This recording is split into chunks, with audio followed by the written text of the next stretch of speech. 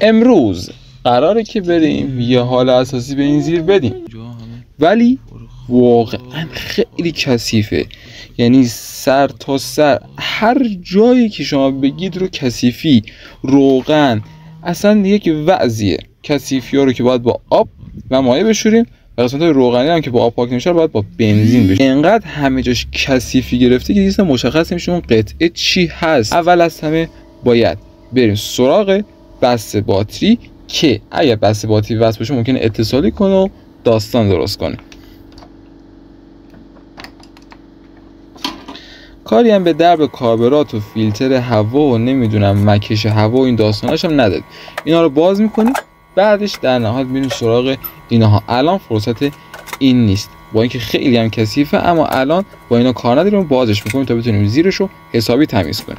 فرچه به همراه بنزین باید همه جا بنزین و فرچه‌ای بشه که به همه جا باید بنزین بریزیم و با فرچه بکشیم که حسابی تمیز بشه. چون نمیتونیم اینجا رو با آب بشوریم، مجبوریم که قبلش کامل قسمتایی که روغنیه رو با بنزین بشوریم. کل قسمت درب موتور، قسمت دلکو، قسمت کاربرات تماما بنزین ریخته شد و شستشو داده شد. اجازه هول و هوش 1 تا 20 دقیقه هم زمان بود و واقعا کار سختی بود، چون که باید باز دستمال میکشی جایی که تمیز کردی و بعضی جاش دسترسی هم سخت بود.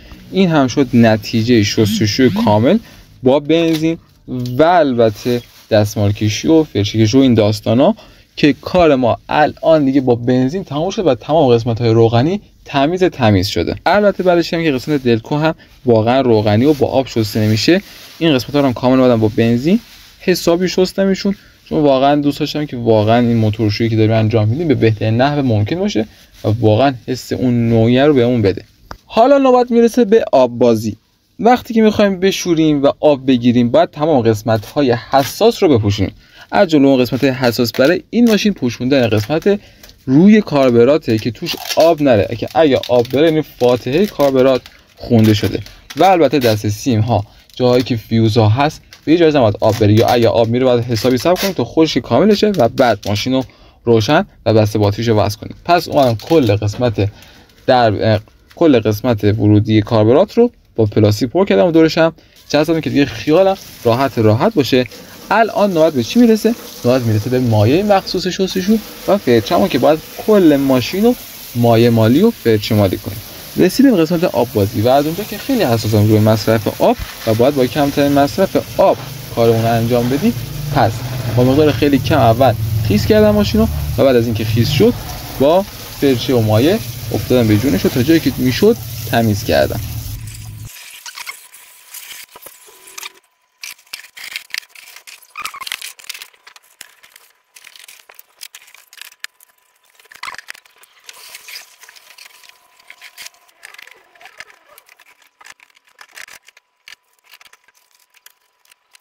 خب بعد از اینکه تمام قسمت‌ها رو مایع زدیم و فرچه کشیدیم نوبت آب کشی میرسه. آب کشی هم البته با فرچه انجام که اگر بازم جمع کثیفی مونده بود تو این بخش بره. وقتی که شستم تازه رد جوش‌ها و زنگ زدگی‌ها و خوردگی‌ها زد بیرون که برای این هم برنامه دادم. وقتی که کل قسمت موتور رو آب کشی نهایی کردم دیدم واو هنوز پشت در کاپوت جهنمیه برای خودش و مجبور شدم اونجا رو هم که خیلی کثیف بود، واقعا 23 سال بود شسته نشده بود. اینقدر که کثیف و جرم‌ها روی هم دیگه جمع شده به سختی بعضی جا پاک میشد، بعضی جا اصلا پاک نشد و نصف قسمت سمت راست کاپوت هم یه حالت زنگ زدگی داشت که اونم اصلا خوب نبود.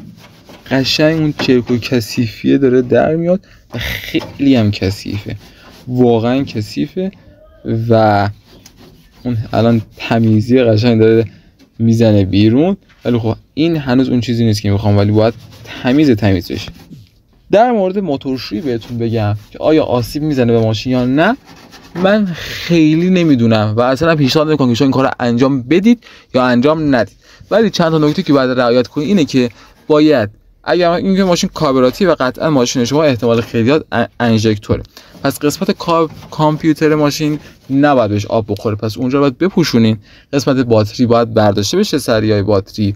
اگر قسمتی هست که فیوزی هست اون قسمت ها نباید بهش آب بخوره، یا اگر آب بخوره باید کامل خوش بشه. پس اگه خواستین خودتون انجام بدید، بهتره که بعد از اینکه شستشوتون انجام شد محض احتیاط یا ماشین رو بذارین توی آفتاب یا اینکه کلا یک روزی نصف روزی بهش فرصت بدین که هر جایی هم که آب رفته خوش بشه.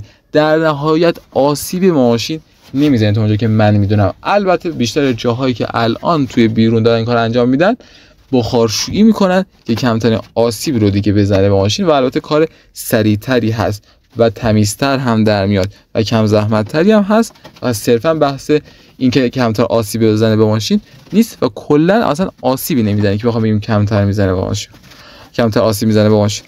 پس در نتیجه من تا اونجا که تحقیق کردم آسیب به ماشین نمیزنه. فقط اینکه باید مراقب باشید قسمت‌های برقی ماشین بهشون آب نخوره و اگرم خورد حتما بذارین که کامل خوش بشه.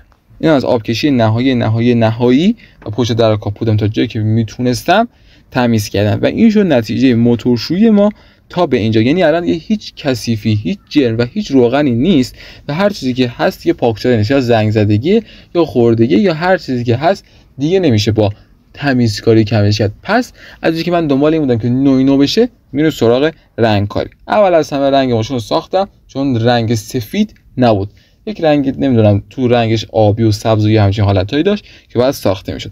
بعد از اینکه رنگ ساخته شد نوبت به زدنش رسید. قبل از اینکه رنگو بزنم باید تمام قسمتایی که نمیخوام رنگ روشون بریزه رو با چسب میپوشونم، مثل قسمت سر پولوس بهش، سر کمک ها سر کمک ها چراغا رو در آوردم، سپر رو در آوردم، قسمت هایی که مارکی نوشته باشه رو چسبوندم با چسب که روشون رنگ نگیره. این هم نتیجه نهایی بعد از رنگکاری تموم. کل قسمت سینه جلو رنگ شد، از پشت رنگ شد، شاسی ها رنگ شد و این بود نتیجه که میخواستم.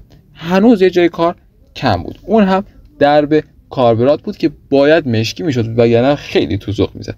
پس اون رو هم که در آورده بودم کامل شستم و بعد بردم و مشکی مات کردم که خیلی براق نباشه که یه حالت بدی داشته باشه. مشکی مات کردم و واقعا بی‌نظیر شد. این هم از نتیجه شستشو، رنگکاری و در نهایت موتورشوییمون. اگر به این سری از ویدیو علاقه داری ممنون میشم که کانال رو سابسکرایب و این ویدیو رو لایک کنی و خیلی مخلصم اگر سوالی، نکته‌ای، پیشنهادی در مورد این پراید 23 ساله داری خیلی دمت گرمه که بهم بگی. عشق داداشی.